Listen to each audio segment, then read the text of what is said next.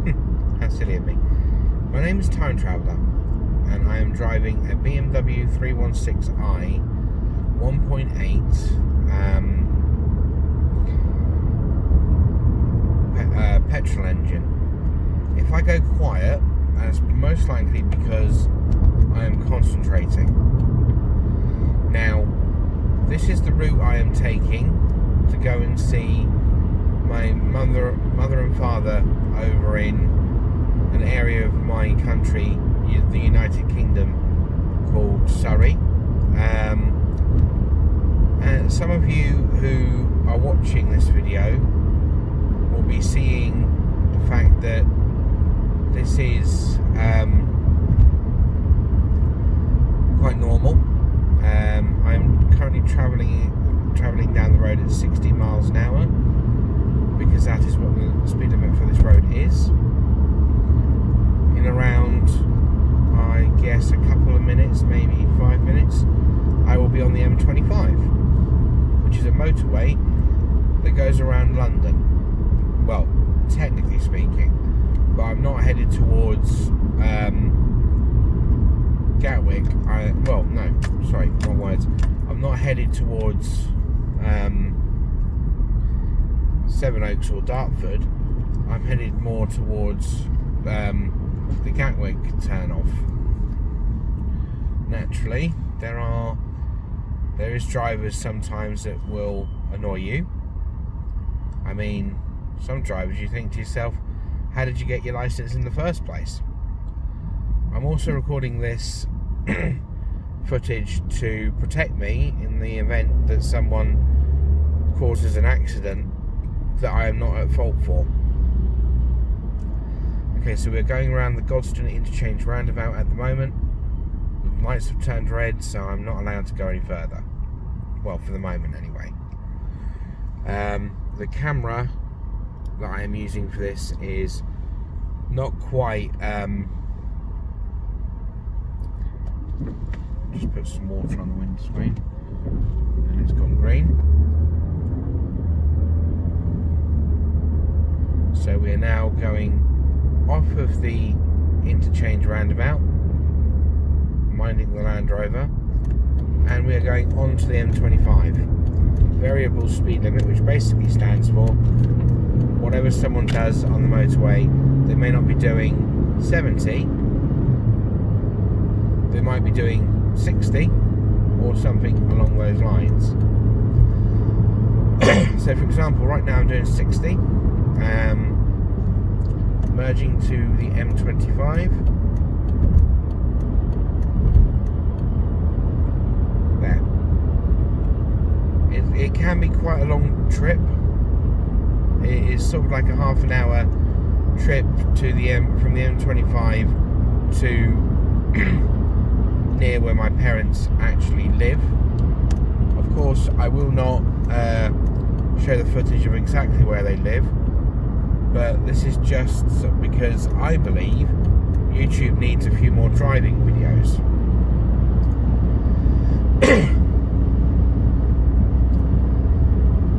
might have to.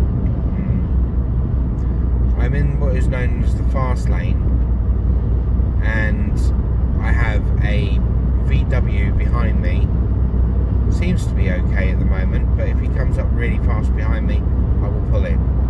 Not pull in as in pull over, but pull in as in go into the middle lane. Okay, the road is clear.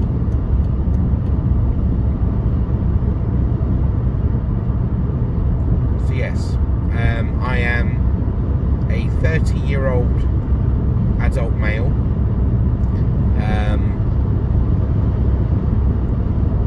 And while I do have disabilities, I am deemed capable of driving a car, which I think is rather a nice thing, to be honest with you.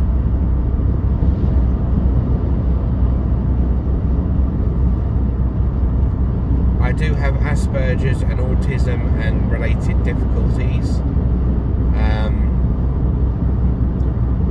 driving is the limit of my ability at the moment. When I was a lot younger, I wanted to be a pilot, but of course I was not destined for that kind of responsibility, if you like. Bearing in mind that I'm not allowed to work because of my disabilities, I seem and act and behave more capable than I actually am or are, primarily because my limits of what I can do is mostly in the social aspect. Anyway, that's enough of that. So there are plenty of police cars driving along the motorway. I am currently travelling around 70 miles an hour, slowly coming into the lane that I should be using, which is the left-hand lane.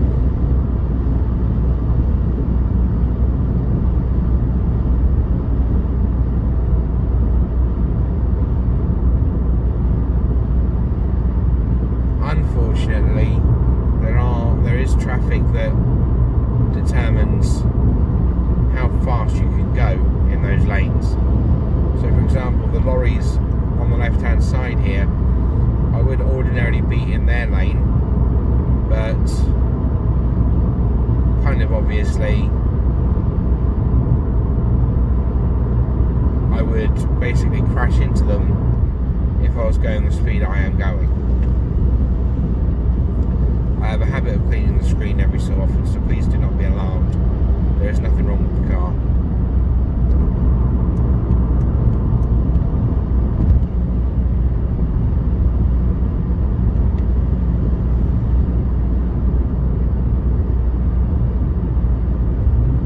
Oh. Do not panic, that's just my car revving. I think it's because... oh, hello. I can see a problem already here, where the two lorries that I would have gone behind of suddenly pulled out, so I'm now pulling back in to the left hand lane. I might have to stay here solely because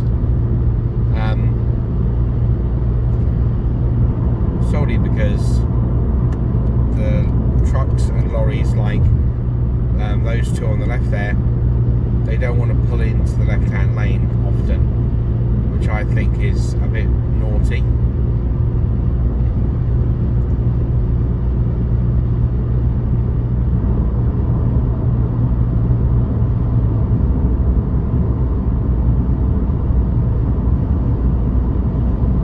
I get good miles per gallon out of the BMW, which is a lot of people find quite surprising about BMs. I've had quite a few cars in my life. My very first car was a Vauxhall Corsa. It was only a 1.1, I think, and it was a 3-door. And then a few years later I upgraded to a Vauxhall Astra, a 5-door black one.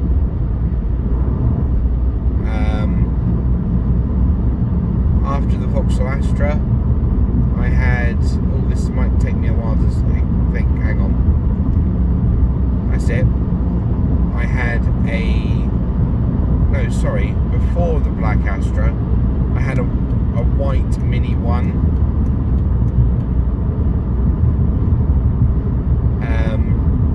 Or silver. The Mini, unfortunately, wasn't really for me. It was quite a small vehicle. Anyway, so I had the Astra, and then I moved house,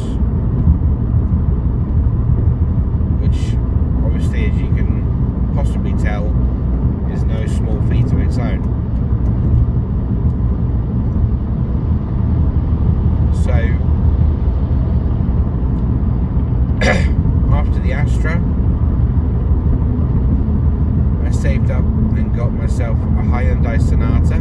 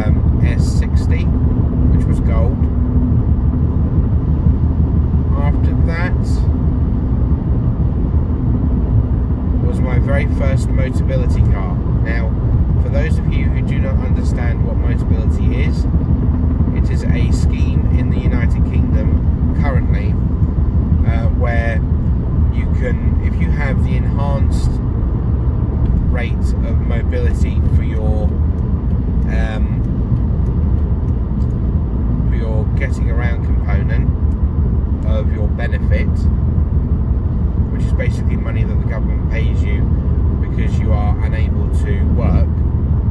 Now, that benefit enables the scheme to work if you want it to. You can also have a disability badge, so you can park in disabled bays. I am currently waiting for a mandatory reconsideration on my benefit because I am, in my mind, eligible for one. I think I've got a valid claim for entitlement to that particular benefit. Now, while I would say it would be lovely to have a job and everything else, I've tried working, and just like what my psychiatrist says, there's no way that I would be allowed to, well, not so much allowed, but so much that I wouldn't be able to handle a full-time environment. And to be honest, he's right. Sometimes I seem more, as I said before, I seem more capable than I actually am. That is the illusion that my disabilities give me, which is kind of sad in a way, but what can you do?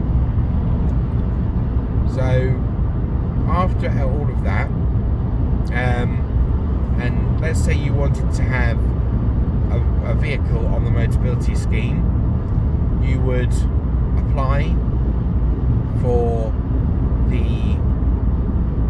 a car on the scheme, provided that you have more than 12 months or a year on the scheme remaining. And then you would go to a dealership. Let's say I'll use one that I had. Let's say you go to Mercedes-Benz. I know, right? Sounds quite posh. But you go to Mercedes-Benz and you ask for the Motability specialist. You might have to come back again the following day for an appointment, but an appointment is better than being told, no, we can't help you. So what I did was I went to the Motability specialist at Mercedes-Benz in Guildford. Her name, I hope she doesn't mind me saying, is Olivia Remington. Now, she was really helpful, really kind and very professional. She helped me from day one right the way through all my different issues. And hang on a sec. And in the end, I got given, or what I applied for, was a Mercedes-Benz A-Class. Now, what Motability and the government do is it's almost like a rental scheme in a way, in that you rent the Mercedes-Benz A-Class, okay, but your insurance is handled by RSA Motability, which stands for Royal Sun Alliance, and then they will give you, as I say, insurance on that car. Car tax is paid for because it's a disabled vehicle, and so on, basically. Now, I had, excuse me, sorry, no, I'm not tired in long terms. I'm tired in the sense that I only got up about maybe 2 hours ago, so I'm fine to drive. I've checked my blood sugar this morning, dot on what it should be. Anyway, I then had which, to be perfectly honest, was a really nice car. And I do berate myself every now and then because I got rid of it. I got rid of the Vitara because I felt as though it wasn't safe. So after the Suzuki Vitara, you can sort of tell that this is going on quite some time with vehicles. After the Vitara, I switched to a Mitsubishi ASX, which was nice. Then the Mitsubishi Outlander PHEV, which at the start, the electric version was quite nice, the electric motor, because it was almost whisper-free driving. You practically didn't have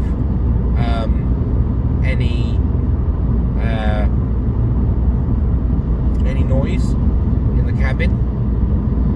So after I left that car behind, I got a Mercedes-Benz A-Class Saloon, which looks like well, I'll see if I can put a picture on the video, but in case I can't, just tap up Mitsubishi, no sorry, I get my words muddled up.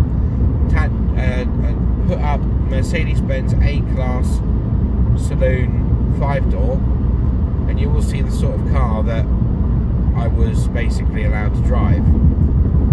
Unfortunately, the Motability people, or rather the PIP people, contacted my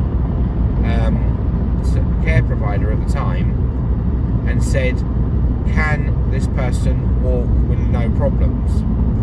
Now, unfortunately, they said yes, no problem at all. That's wrong. They were not medically trained. They had no right to say that I was physically able to walk. I can furniture walk, which basically stands for I can walk from one sofa to another, or from my bedroom to the car, that kind of thing. But I am not able to walk, say 5 miles, take a breather, and then I walk another 5 miles. It just isn't possible. We're coming off the M25 now. We are slowly coming onto the A3. So, I'm gradually letting the speed go down. So yeah, basically, I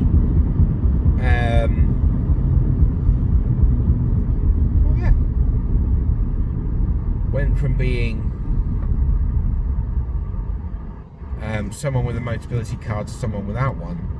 Now I started panicking because I needed some way of keeping myself mobile, and they said, we'll order you a taxi. This is Motability. We'll order you a taxi, and you can return the Mercedes to us, and we will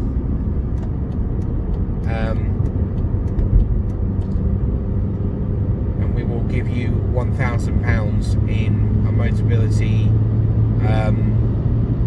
not contract as such, but in the sort of keeping me mobile kind of idea. So I then said to my father, I said to him, if I give you this £1,000, can you help me get hold of a Vauxhall Astra? It was going to be a diesel, my very first diesel in fact, and at first there seemed to be no problem with it, but after a while, and this is like less than 2.5 weeks, the Vauxhall Astra failed. So unfortunately I had to send it back with the AA. I'm a member of the AA as well, because you never know what might happen. And after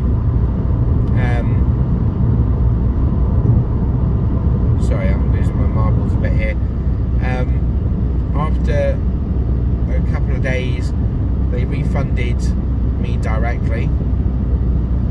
So I handed that money straight back to my dad, and I said, I will look around and I will see if I can find a vehicle that is ideal. So I found a Volvo. That was also a diesel, but unfortunately it had a lot of problems with it, and I had to change that in for a Subaru Impreza. Now, this was the very first Subaru that I'd ever actually owned myself, and it was the very first one that I had ever witnessed as quite so much of a, I didn't realise it, but they're really, really expensive cars. If you're going to buy a Subaru of any description, I recommend that you're in either full-time employment in a good job which pays good wages, or you have, a mechanic that doesn't charge you the earth. Because very, very quickly I ended up with a Subaru that had a cracked radiator, so that wasn't very good. And then, to make matters a lot worse, the Subaru, even after having the radiator fixed, it was still having problems.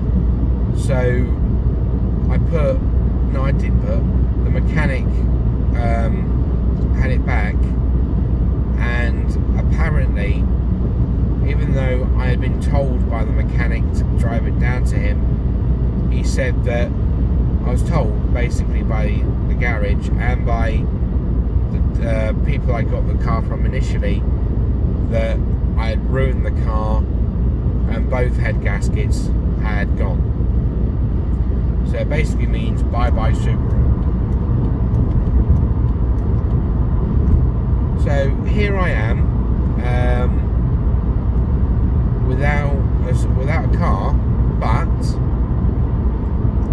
quite kindly, the dealership, or the lovely couple who sold me the Subaru, refunded me £700 and then a further £300, so I could get hold of another car, or at least keep myself mobile, or whatever I wanted to do. Now, I then decided, I was looking on Auto Trader, and I spent several days, what felt like weeks, but it must have been like 4 days, looking through all the different advertisements and so on, until I found one that I must admit it seemed a little bit fishy at the time, but, well, suspicious basically,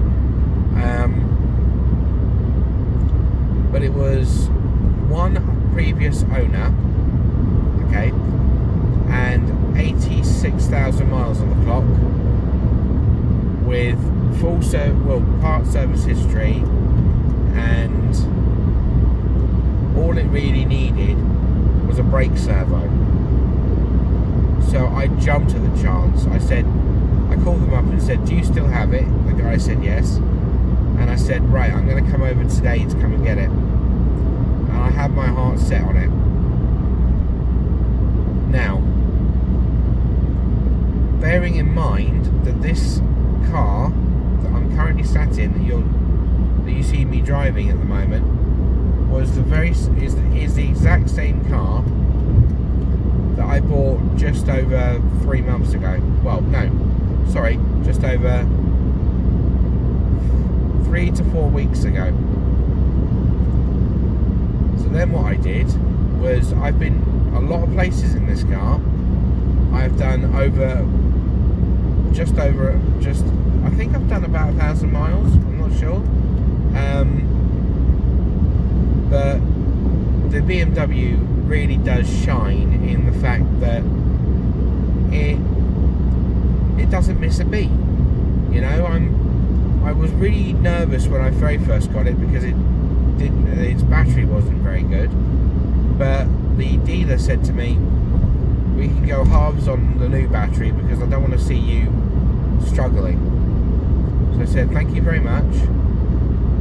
Yes, please. And so a new battery was bought for the BMW, and off I went, happy as anything.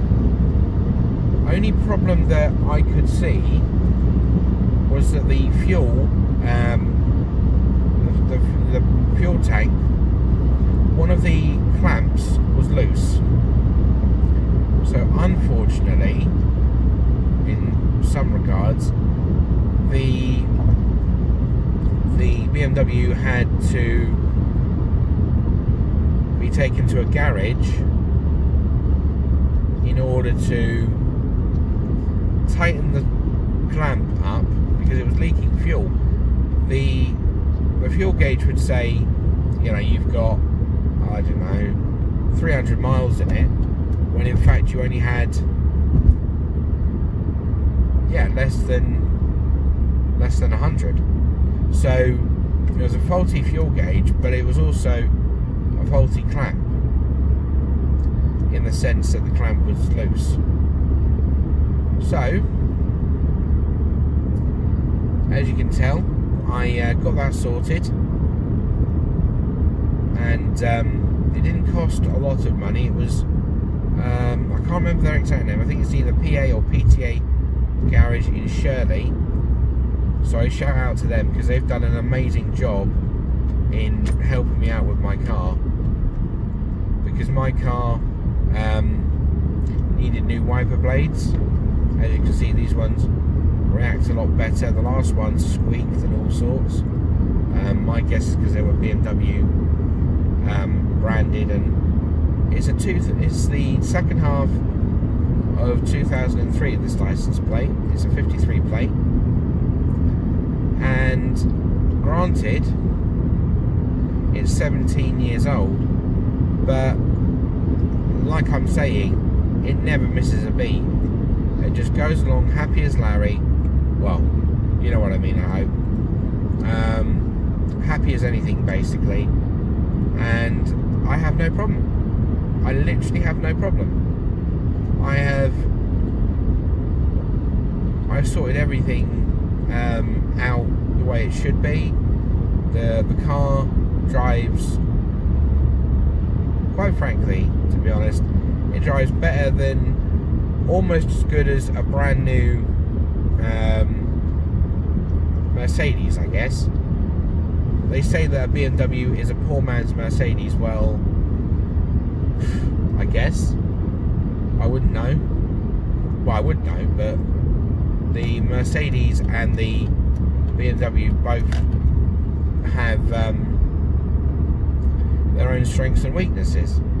While the Mercedes can cost an arm and a leg to run, the BMW can be its own little angel.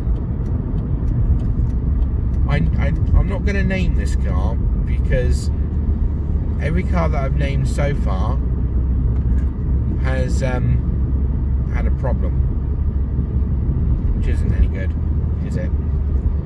So I'm currently taking this footage from a Samsung Galaxy S20, and I only managed to get that because my credit history was reasonable. That's another thing. In the United Kingdom, or in England in particular, you'll find that whether you're from another country or not, your credit history determines what you can have without paying upfront costs and what you can't.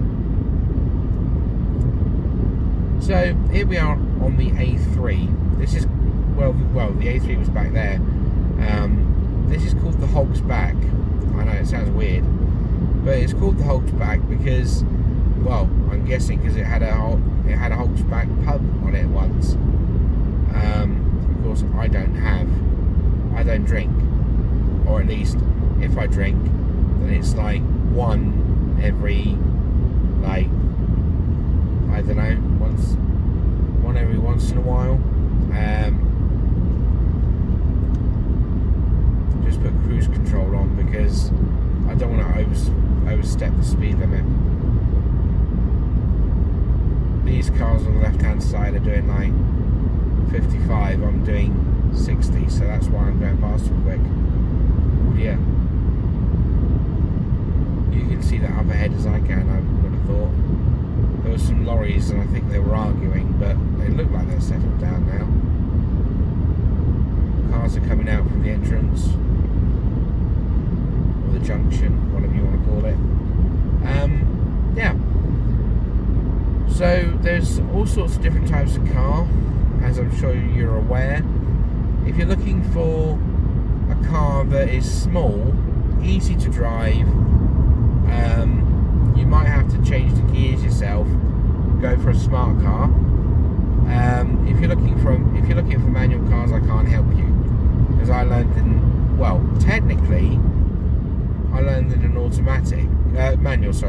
Technically, I learned in a manual, or as you might know it, as a geared car.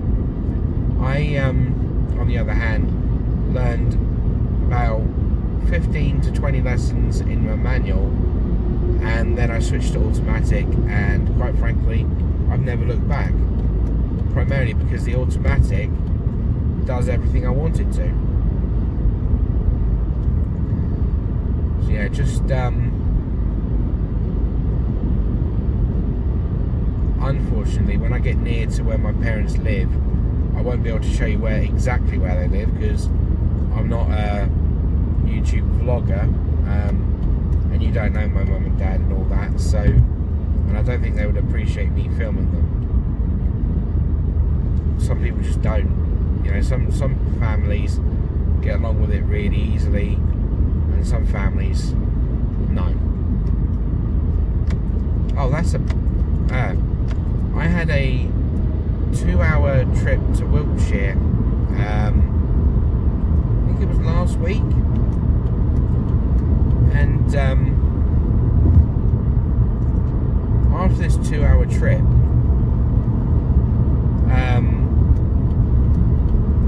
there was this lady, I don't want to call her a girl or a woman, she was a lady. She said to me, because I've got one of my disabilities is diabetes. Unfortunately for me, that means that if I drive quite a long distance, like you've seen me drive this distance, then I will most likely need the bathroom almost as soon as I get there, because that's how my body works. Now,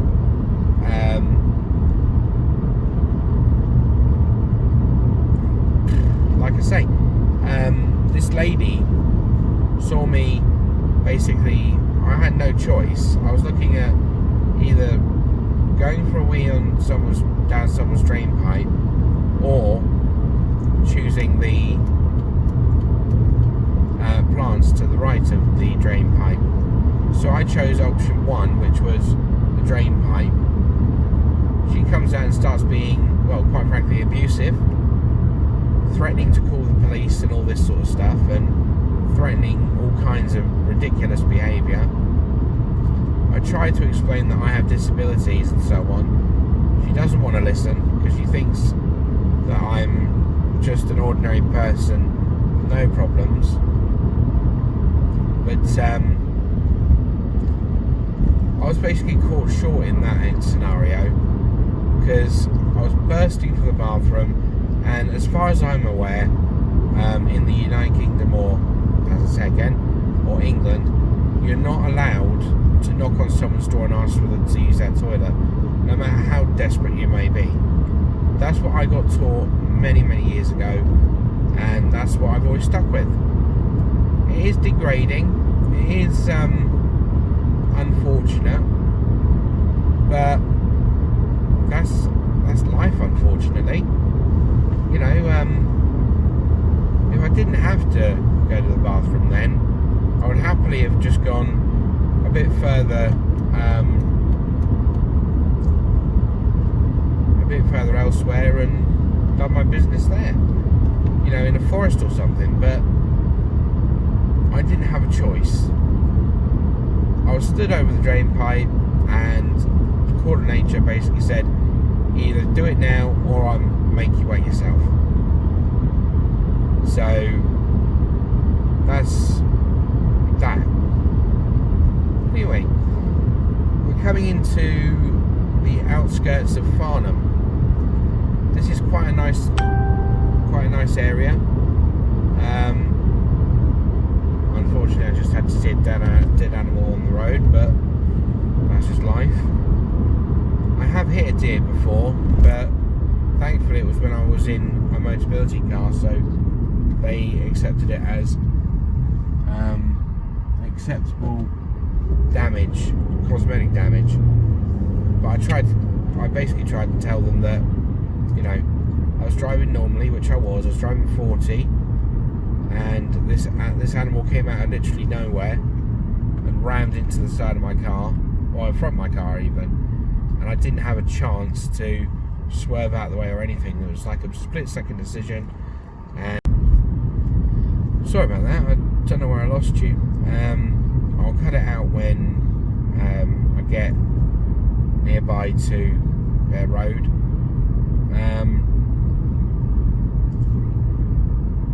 Yeah. So we're going past a school on the left. It's called William Cobbett Junior School. Well, that's what I'd known it as. Looks like it's being upgraded. It's called a primary school, yeah. And my parents tried to get me into that school, but I don't know what this car in front is doing. It's quite worrying when you've got a car that is going really, really slowly.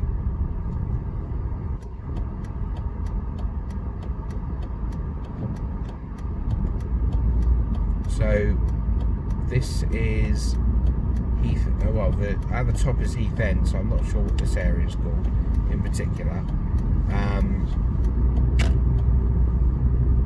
This is obviously a steep hill.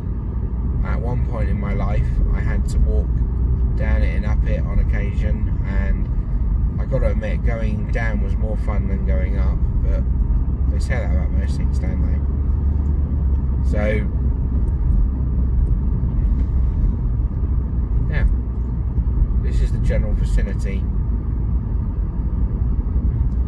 of where my parents live. But yeah, I'm nearing their address, so obviously for privacy reasons, I won't tell you exactly where they live, because that would be breaking their confidentiality. But this is the road which, since I was about 9, I grew up on, about 9 or 10, and they helped me. My parents helped me so much. I'll tell you that on the return trip. And you might spot a white cat there, which I've not spotted before. Anyway, that's enough for now. Thanks for watching these videos, and I will talk again shortly. Okay, bye bye.